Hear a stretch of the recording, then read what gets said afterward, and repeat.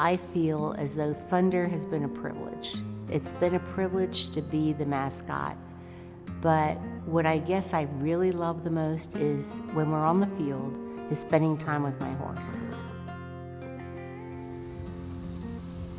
Welcome back to Empower Field at Mile High.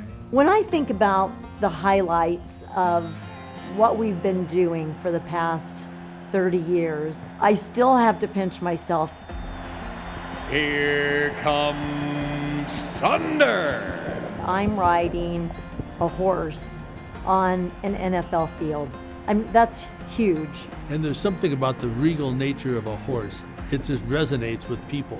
Once I got to Denver, we were always hoping to put Thunder to work every single Sunday. There isn't a score where that horse isn't running down the field on game day. And really, Thunder is a symbol of celebration. Touchdown, Broncos!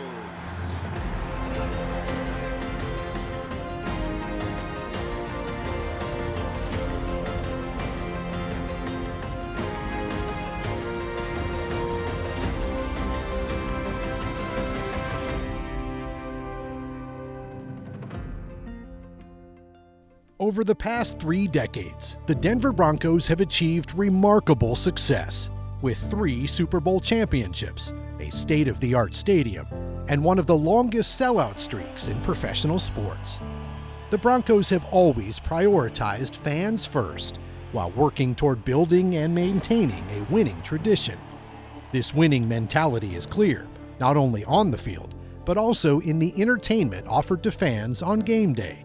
From the Thunderstorm skydivers to the Denver Broncos cheerleaders, the Broncos aim to entertain their fans from the moment they arrive at the stadium, with the most iconic moments celebrated with thunder racing across the field. Thunder's powerful gallop from end zone to end zone embodies the strength and determination of the Broncos, with the unwavering support of the team and the collaborative efforts of owner Sharon Magness Blake and trainer and judge. Broncos country has embraced Thunder for the last 30 years. When I look back, you're doing your job, you're going to the games, you're taking the horse to events, you're doing charity, taking care of the horses, being safe, making sure they're happy, and you're just doing the best you can every day. And then all of a sudden it's 30 years and you look back and there's so many stories. The origin of Thunder 30 years ago began with John Beek, the general manager at the Denver Broncos, calling me and asking if I had a white horse and would I be interested in providing him as the mascot for the Denver Broncos.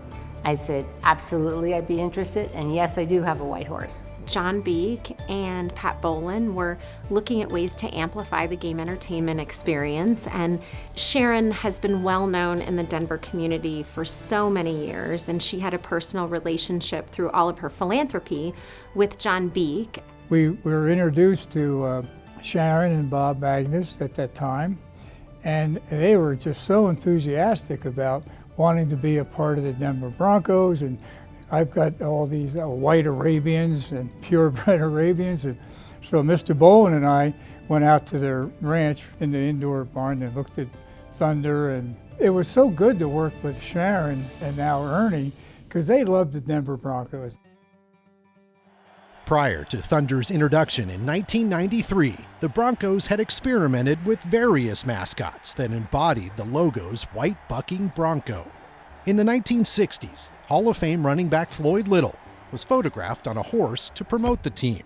And in 1975, a 27-foot-tall horse statue named Bucky became a part of Mile High Stadium. But early attempts to add a live mascot to the sidelines proved unsuccessful, lacking the necessary horsepower to last beyond a season or two. The Broncos had had a live mascot on and off through the years, and I think back in history they started with like a miniature. A mini mascot, like a pony, a small pony. I can remember one time the pony got loose and our director of entertainment was chasing him around the field, and not the image you're looking for. Anyway, that didn't last too long. The Broncos have had horses. Carol Hardy, who was like our director of player personnel in the early 80s, his daughter, Lisa, had the horse who would run around behind the benches. And then they had a Palomino that just came out and reared, and they wanted a horse that could do more, be more involved in the game, and run down the field for touchdowns and field goals. Well, I remember when we first talked about it, I was a curmudgeon. I said, I don't know, a horse running around the field. Well, this was before we had a flight plan for Thunder. So I wasn't crazy about it, but here comes the first night, and Thunder's kind of running around with the rider, but running around. And our backup quarterback, after warm-ups, is walking off the field, whoosh, Thunder right in front of him. And so we all had the same thought at once. My phone rings, and it's my GM who says, if that horse hits a player, it's your rear end. And I said, what? Mine? But the horse didn't, and everything was great. And a week or two later, they had this specific pattern in which Thunder would run, and it was an immediate, we're always going to have Thunder. This is great. The first year of the cheerleaders in Thunder, and Thunder came out and ran for the first touchdown, I think that it just ushered in a new era of energy and excitement. Well, I think it was a huge buzz when Thunder was introduced because people loved to see the Broncos score, but when they saw Thunder run down the field, that's the next thing they wanted to see because that meant the score. John Elway used to say he loved the horse because if you saw him on the field, something good had happened. And at that time, and to this day, there are very few live mascots on the field. The Broncos brand is iconic, and so it made all the sense in the world to have a beautiful horse to fill in that blank on the field. This was the real deal, and it was a majestic real deal. I mean, this really represented the Broncos well, and it's something that nobody else had. Yeah, Thunder is definitely very unique. I think Broncos fans have a great connection with Thunder, a great sense of pride that Thunder is a part of the Broncos and has been for 30 years, which is amazing. We're very fortunate to have had 30 years with the same mascot, and I know we've changed horses a few times, but it's always a white stallion, and that's really cool because to the average person, watching, that's Thunder, that's just Thunder. We now return to 30 Years of Thunder, presented by Children's Hospital, Colorado. Maintaining the success of a live mascot for 30 straight seasons requires a unique balance of professionalism, knowledge, and passion. Sharon Magness Blake, the owner of Thunder, along with her team of dedicated handlers, including rider and trainer and judge, and point man Ernie Blake, have created a framework for one of the most successful live mascots in professional sports. Magness Blake's experience working with horses made her the perfect candidate to bring Thunder to game day. It was her love of horses that first connected her to fellow horse enthusiast, cable television tycoon, and first husband, Bob Magness. I was in love with horses from the time I can remember. I took every book out of the library that I could and read all about horses. And so I dreamed of someday owning my own horses. And when I married my first husband, he had horses already, and we had a lot of horses for quite some time. Sharon once told me, Jim is the most amazing thing. Before I met Bob Magness, I'm in my apartment, I'm ironing in my living room, and I'm watching Dallas on TV.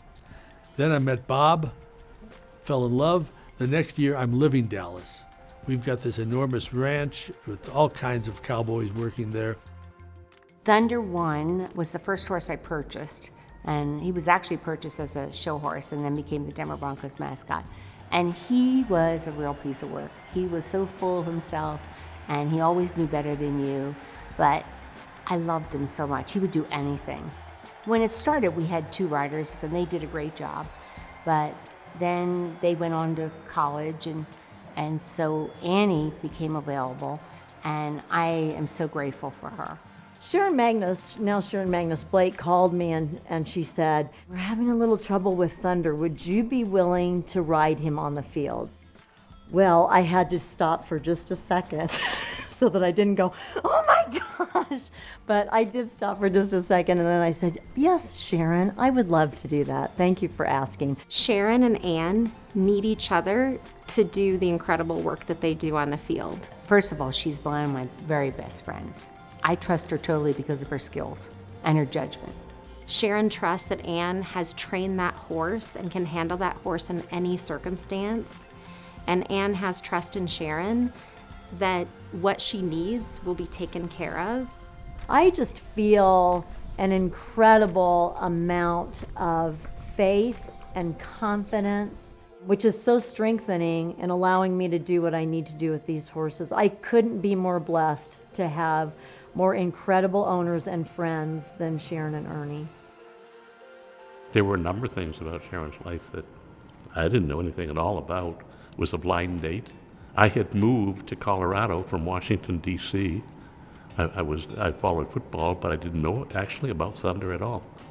And I certainly didn't know that Sharon was Thunder. He was a brilliant lawyer who could talk to people on the phone all over the world and they would take his call. That was the type of lawyer he was, won so many big-time cases.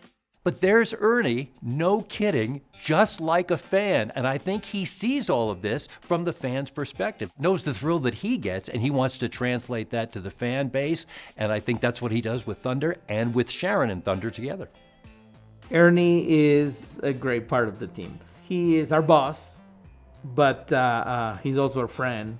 He cares for the team. He makes sure we got what we need. He makes sure people are out of the way. So he's always thinking ahead of every one of us.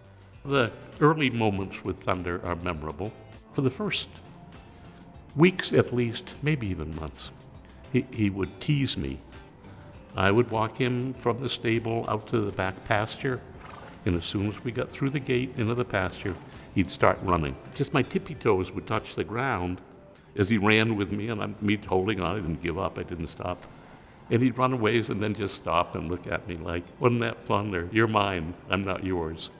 It's a relationship that the owner and the rider and the helper, Ernie, all have to have together to make it work. This horse really, it sounds strange, but he trusts them and they trust him. And I think that it's something, lightning in a bottle. You just don't get it all the time. My role here at the ranch is I'm the ranch manager. I've been here for 13 years. When I came here, I was just a laborer. One day they called me and asked if I could help them running the place. So I'm just the manager. I run the entire property. After a few years, I got a call from Ernie one day. Rudy, will you be interested in helping me at the games? And I'm like, Ernie, I'll pay you to be there. He says, okay, get ready. We'll see you Sunday, 3 hours before the game. You're gonna have fun. It's just a great, great team. Every one of them has a role, and every role is very important. So yeah, it's a very special horse, and it's a very special team for sure. Similar to the Broncos, intense preparation and flawless execution are keys to victory for Team Thunder on game day. Years of training have gone into Thunder's preparation. Executing his signature sprint is much more complex than simply riding a horse across a field. All we know is like fans watching the game. It's Sunday afternoon, now the Broncos are on. But a lot went into the Broncos playing that game, and also a lot went into Thunder performing that afternoon. You're a little nervous. You just want to make sure everything goes perfectly. We've been doing it a long time, but we never get complacent. We try to make it look easy, but it's really not. There's a lot involved, and there are a lot of potential problems that we avoid judiciously. Before the game, we have a game operations meeting, and Ernie, Thunder's dad, comes to those meetings, and so we touch base there. He hears the whole rundown, everything that's going to be happening, so he's aware of everything. Anything special, we discuss at that meeting.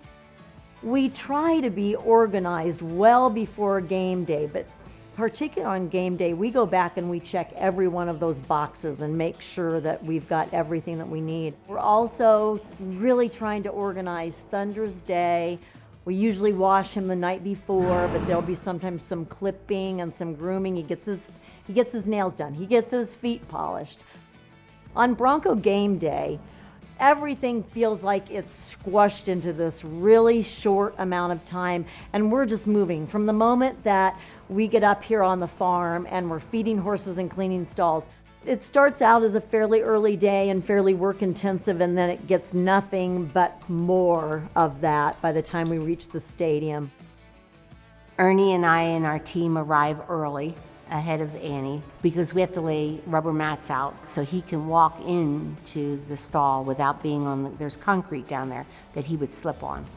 We're usually at the game about 2.5 hours before the game, and I leave myself a little over an hour to get there.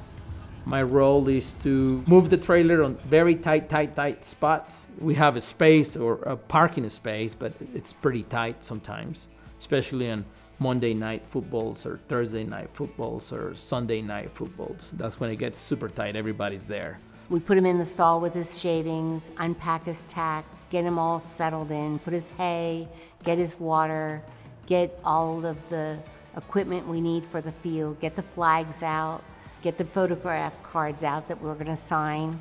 And the Broncos lay rubber mats for us up the tunnel so we can walk him from the stall all the way up the tunnel outside. The first thing that Thunder does when he arrives is go straight to a paddock outside on the south end of the stadium. It's one of the first things that people that arrive for game day get to see. We made the request several years ago that we would love to have more interaction with the fans and particularly the kids on game day. And so they got us a corral, and we take Thunder up a couple of hours before the game, and people are capable of taking their pictures with Thunder, petting Thunder. I hang on to him and he eats hay and we have a good old time, and Annie signs autographs, and then tons of people will come and take their pictures with him. And we feel again like that's a really important part of our job on game day. So we're out there a half hour, 40 minutes, according to the weather, according to the crowd.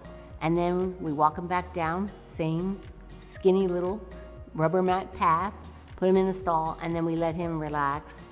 We get our schedule from the Broncos, and we study our schedule, what we're gonna do, and then we plan accordingly. On game days, I typically check in, make sure they have the right flag, or that we've touched base on, any themes that we have, whether that's salute to service or crucial catch. And then from there, I just like to go pet him. I like to give him a little nuzzle on his nose and wish him luck, and hopefully we get to see him run. We have a couple of minutes to warm up by running up and down the field. Usually that's all the warm up we have is a couple of minutes. Then we get to do the game ball delivery, which is very exciting to hear the announcer say, "Here comes Thunder," delivering today's game ball to Randy, who holds the priority number of 237. We thank the Taylor family for supporting Broncos football since 1960.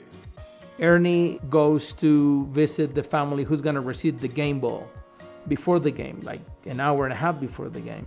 Not everybody gets in the middle of the field with 70,000 people cheering for them, but these folks do. And so I try to calm them down and explain to them what's going to happen.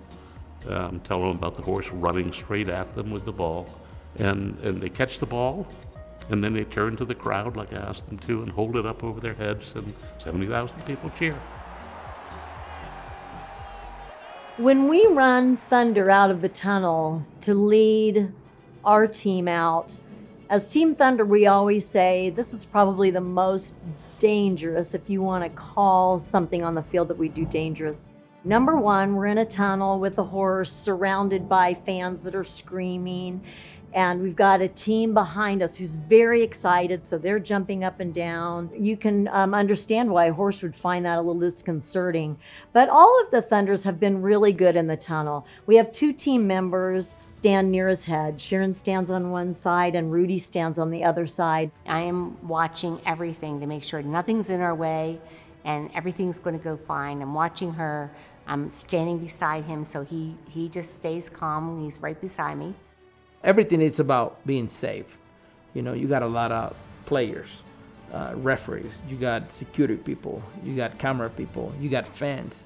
You got to make sure you don't hit anyone, or the horse doesn't get hit. I go out of the field when the horse is coming out of the tunnel with the team, and get the photographers who are anxious to get a terrific picture out of the way, so that they get their terrific picture, but not directly in front, and the horse is able to run through them smoothly. And then when she takes off, I run out so I don't get run over by the team. And I stay at the end and watch and make sure she's clear watch her. As soon as I can see that she's getting close, I run down the side, and then we walk back together.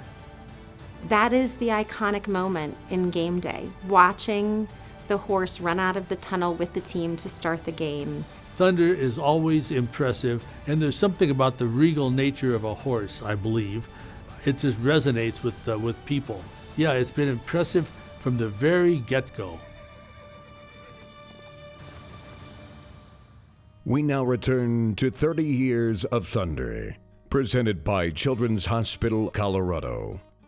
Not every horse can ride into Empower Field at Mile High and perform the way Thunder has for the last 30 years. It takes an expert staff of handlers to prepare Thunder to safely navigate any scenario that may arise. Typically, we don't start training until they're old enough, like a child, to understand their responsibility. And they do understand their responsibility. They really do very well. And then it takes a couple of years of a lot of training, largely on Annie's part, our trainer's part. I've always shown Arabian horses since I was about 13 years old. So I think I had the inclination that I really knew just about everything that I needed to know as a horsewoman to do this job with the Thunders. But I've learned so much. There have been 4 Thunders, and I am so lucky that I've been able to work with all 4 of them. Thunder 1 was a show horse, and so he was experienced with crowds, and he was experienced with performing.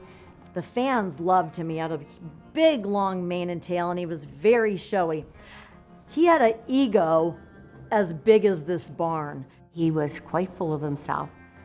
In retrospect, he was a stallion, which they're a lot more difficult to handle, but he was amazing with children, and he always did exactly what he was supposed to do, even if he thought he could do it better than you.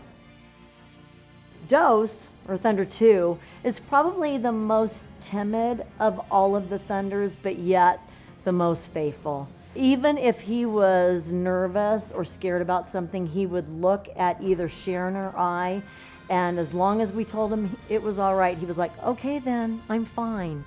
This is Thunder 3 that we're looking at right here. He probably, as far as the all-around most complete Thunder. Number 3 is one of my favorites because he has an ego, he has courage, but he's kind and sweet, and he's got a personality that just makes you love him. He's like your best friend. He loves the crowd. He thinks they're all there to see him. He loves cameras. I mean, if you go to Thunder and you say, hey, we're gonna have a picture here, he'll look up and start looking at the cameras and ears up and everything. Thunder 4 and Annie's much closer to him because we bought him and she's trained him, but he and I are forming a bond that I really like, that we're buddies and he knows he can trust me. Thunder 4 has only been doing this for a couple of years, and what we've allowed him to do, he really likes to just relax back in the stall that the Broncos provide for us on game day. We watch the monitor there in his stall, and then we just run out when we score. All 4 of the Thunders have their unique personalities, but one thing that they all share is the incredible training that they have had that allows them to represent us in every circumstance that we ask them to. And I don't think there's a lot of horses out there that would be able to do that. So some of the challenges are the lines on the field, the emblems that are painted on the field. Thunder 1, when he ran down on the field, he would sometimes try to skirt the numbers. And we don't know if the numbers looked like, since they were white, if they looked like they were raised, or if if they made it look like they were deep. Either way, he was more concerned about the numbers than most anything else. And the crowd noise, obviously, that's a big item. We've got people screaming, 75,000 people screaming. This is not for everybody, and nor human nor animal. There's a ton of noise that happens, and desensitizing Thunder to that noise is part of the process of training him. As they do the games, they get more and more used to it, and so they're not surprised by anything. But you never know what's going to surprise a horse. You know, they're flight creatures, not fight creatures, which means that they run from predators or what they see as predators. And so I had to really learn to listen to them. Thunder 2, Dose, as we call him, he was not wild about the wave. They don't miss anything. Horses observe everything around them, and they watch the wave as it comes around the stadium, and then they turn quickly to make sure it keeps going and doesn't stop behind them. One thing that Thunder has never gotten used to and does not like are the cheerleader pom-poms. So Thunder has to train the cheerleaders to make sure those poms are behind their backs when he walks by. These gals are wonderful. They're not just great dancers, they're great people, and they care about the horse. And lo and behold, they'll put the pom-poms behind their back so that the horse isn't bothered by them. There's some of those things that you can't necessarily train out of a horse, but as their team, what we do is we always try to remind them that we're there for them, we reassure them. We call all this training a faith walk. And whether that's a treat or whether that's just a stroke on a portion of their neck that each particular horse likes. Annie, she's so perfect on that job because I think she's just a great horsewoman.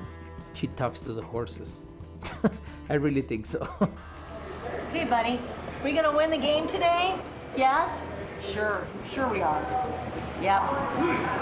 Of course we are. Good boy, yeah. One thing that I always hear from Sharon and Annie, they told Thunder in the tunnel, hey, just be nice, and we're gonna go on vacation, we're gonna take you to Hawaii, and I'm always saying, hey, I wanna go too. So yes, they always talk to Thunder when they're in the tunnel, for sure. I think anybody that has raised horses feels like Sharon does, which is those are her kids. She loves them fiercely, she cares for them fiercely. They're all individuals, just like people, so you love them differently. And I'm very protective of Thunder 2. Thunder 3 and I have a great relationship, but I know he thinks he's the boss. She cares for the horses. She worries about the horses. Even if we're at the game with Thunder 4, she's looking at the cameras at her house to see how Thunder at home is doing. And it's not just in Sharon. It's in the horse with Sharon. You see it in their eyes. You see it in the noises that they make and their movements. They really love her. I don't know that I can put into words what the bond is. I know that if I go down to the barn now to see Thunder 2, he'll start talking to me. It's just something special you have that's hard to put into words. Thunder and his team have been on a wild ride as the Broncos mascot for the past 30 years, forming special bonds with 2 all-time greats and experiencing the bright lights of 4 Super Bowls. You know, Thunder has had lots of opportunities to meet lots of different people and celebrities and players. Mostly he likes people the most that have treats. We have had many players that have had a special relationship with Thunder, but none like Shannon Sharp. Shannon scored a touchdown once and gave him a big smooch on the side of the face. Shannon Sharp really sticks in my head as one of the most notable. He was so fun and so funny. And then, of course, there was the Super Bowl parade for the first Super Bowl where Shannon Sharp got on the horse. And I said, do not let him fall off. Do not let him go anywhere. That was the stallion. He was on the stallion. It's funny, Ernie thanks me from time to time still for this one particular comment that I made. We played the Eagles. We were just kind of clicking on all cylinders from the get-go, first quarter through the fourth quarter. Today, on a perfect weather day in the Mile High City, the Denver Broncos will play host to the Philadelphia Eagles. An attempt of 53 yards, snap a little high with plenty of distance and height. It is good from 53. And that will set the all-time scoring mark in a single game in Denver Broncos history. It eclipses the 50 points the Broncos put on the San Diego Chargers back in 1963. Big win for the Broncos in convincing fashion. Denver has beaten Philadelphia 52-20. It was in the press conference, and he hadn't been informed before he got there that this was a franchise record. And so he was looking down in the crowd at Patrick and saying, well, I didn't know this was a record. I did not know that. So I might have to give old Thunder an IV after this one. In a typical Ernie's like, thank you, it's about time Thunder got the respect that he deserved, which he does. And he was a part of it. And he was a part of a lot of wins during those years I was here. I think one of the most memorable, notable experiences was when I got to carry the 509 flag. We loved that it made all the news afterwards. We loved that that was the visual that kind of went along with that story, was Thunder running a flag. And I think that was one of the first times that we really got Thunder to make the national news for something like that, which was really cool. You know, I used to see Sharon and Ernie before every game with Thunder kind of back there near the locker room. And Sharon and Ernie and Thunder were kind of part of my Broncos journey. And they've taken them to all the Super Bowls, which is not easy. Traveling to those Super Bowls is a unique and challenging experience. While they were able to drive Thunder's trailer to San Diego and Miami for Super Bowls 32 and 33, Sharon had to take a different approach when the Broncos faced the Seahawks in New York for Super Bowl 48. We couldn't drive him because it was freezing cold and there was snow across the country. And at that time, we didn't have a heated trailer. So we explored other possibilities, and we found out there was a company that ships the thoroughbred horses for all the big races and the Olympic horses. They loaded him in a box that has 3 stalls. There were no other horses, it was just him. And it goes up and it slides right into the back of the FedEx plane. Just the fact that he was in the air, it was the first time we'd ever done that. I was so nervous and so excited when he was flying. Going to New York and doing the Today Show, that was really incredible. Getting there was not so easy. We got up at 4 in the morning, which means the horse is getting up even earlier. And we got all the way into Manhattan to the Today Show. He did the Today Show, went beautifully, and then we did about 4 or 5 other shows, but we couldn't move the trailer, so we walked him through Manhattan. It was a very heady experience. The game not quite as notable, but again, so proud to be able to be a part of the NFL on such an incredible stage with a horse. I remember when Sharon was worried driving the horse to Super Bowl 50 that it would get hot, so they purchased a brand new trailer with a very fancy air conditioner in it. Wherever the Broncos go, if they can, Thunder goes with them, and that's really their responsibility. The Broncos appreciate it like crazy, but it's Sharon and Ernie who get it done. We drove across the country, Sharon, Annie, and I, with Thunder in the back. I told Sharon, just fly. I'll meet you out there. And her dream was to drive her horse from Denver all the way to California. The Super Bowls were amazing experiences. Did we love Super Bowl 50 the most? Sure, because we got that. That Super Bowl in San Francisco was a glorious day, and the field was just perfect. I mean, there wasn't a single blade of grass out of place, right? And it just kind of tells you this is special, this is unique, and it reminds you that you are in the Super Bowl. But I remember going out there pregame and throwing some routes with my receivers, and then kind of coming back off toward the locker room, and they weren't letting Thunder onto the actual field pregame, right? For a reason, right? They want to keep the grass perfect, right? And Ernie was basically telling the guy, if Thunder doesn't come out here on the field pregame, then the Broncos aren't playing in the Super Bowl. And I'm like, yeah, you tell him, Ernie, you tell him, absolutely. You know, I'm telling the guy, actually, we are going to play in the Super Bowl. Like, it's been hard to get here. We're gonna play. But anyway, whatever Ernie says, you know, I got his back. The Denver Broncos are world champions. They have just won Super Bowl 50. Being on the field for the Super Bowls, being on the field after the winning the game, that was a big one.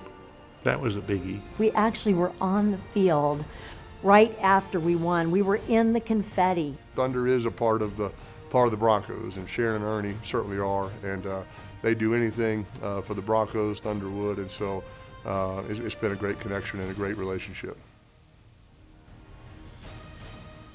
We now return to 30 Years of Thunder, presented by Children's Hospital, Colorado.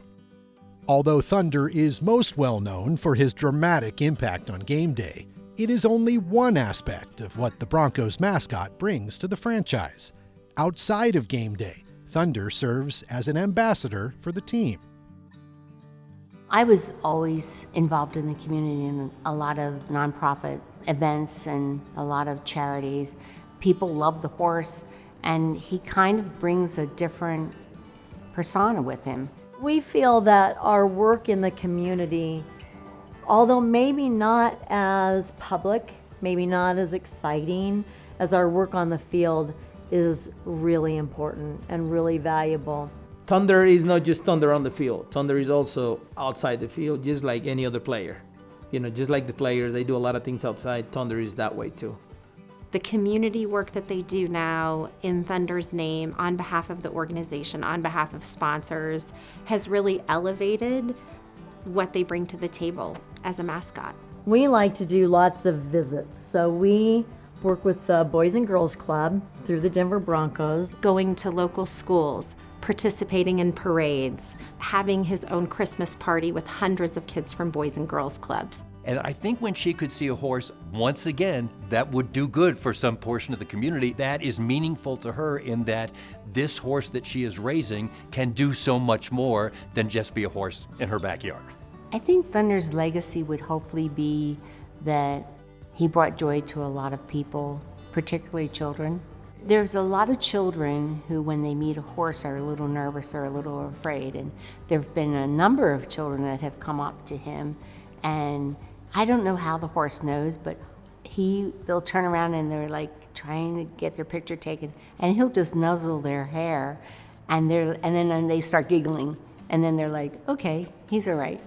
I mean, really, aren't we here on this earth to try to make it a better place for as many people as we can? And I really think that part of a horse's gift is to be able to touch people. I took him one time to Children's Hospital, and they brought the kids out in a wagon, and I pulled his head down to this little kid, and he never moved. This horse never moved. The little boy put his hand on the horse, and they stayed there in this moment, and the horse never moved until the little boy took his hand off. I have so many wonderful things to say about Sharon. I think that her generous spirit transcends everything she does. She has great resources available to her, and she thinks of them as a responsibility. She uses what she has to enrich the lives of the people around her and enrich her community. I first met Sharon and Ernie when I arrived in Denver back in 2012. Ashley and I had started our foundation called the Payback Foundation in 1999, and so wanted to be able to continue our philanthropic work here in Denver, but didn't really know the right way to kind of make that transition, and Sharon and Ernie helped with that transition right away. Held a fundraiser at their house to start in 2012, and then we had, I want to say, 3 or 4 more at other people's houses that Sharon and Ernie didn't ask to host it. They told them, hey, you're hosting this. When Sharon and Ernie call, people say yes because they are doing the work themselves, right? I just couldn't be more indebted to them and thankful for them for helping Ashley and I in our transition to Denver, helping the Payback Foundation get up and running here in Denver, and just been great friends and very appreciative of their friendship. Sharon is humble, thoughtful, very giving person. She cares for the city. She cares for the Broncos. She's such a wonderful, ordinary person, but underneath, there's the will to give back, the will to help others, the will to help these community dinners and organizations raise money for their organizations. She has really developed and continued to develop a spirit of philanthropy and community involvement, and she's involved in so many things all the time. She's been most remarkable for the Broncos. This year, marking the 30th anniversary of Sharon Magness Blake and Ernie Blake providing the Thunders, has really, I think, made all of us think about what that legacy is and how it continues. You know, the Broncos organization, I think, is the best in the country. It's like a family. And so I feel as though We all give to each other. We all protect each other. I feel protected on the field. The Broncos make sure that all the staff looks out for us. Being part of the Thunder team, I feel like I'm part of the Denver Broncos organization too. It's a very cool feeling to be able to be on the field and feel that. I think that the fans probably are the most strident and the most vocal about how special they feel that it is to have the only horse in the NFL. There are very few live mascots in the NFL that are present on game day, but there is none that embodies the majestic, beautiful, fast, iconic nature that Thunder does. If you're thinking about the Denver Broncos, you think about Thunder. Well, I think it's part of the Broncos now. I think if you go to a Bronco game and Thunder isn't there, it's not like the game is complete almost. You go, you see the touchdown, and then here comes the horse. Thunder is a bigger part of what we do than some of the players who wear uniforms. It's very hard to imagine the Broncos without Thunder.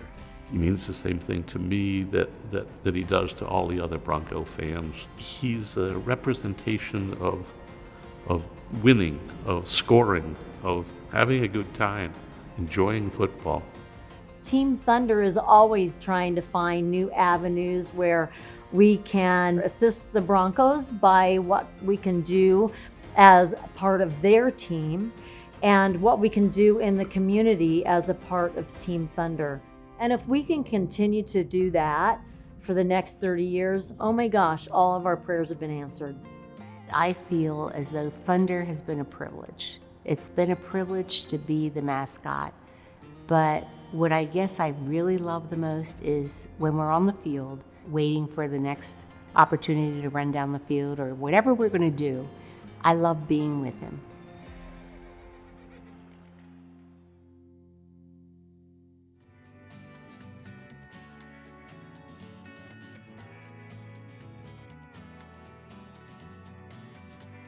This special presentation of 30 Years of Thunder was presented by Children's Hospital Colorado.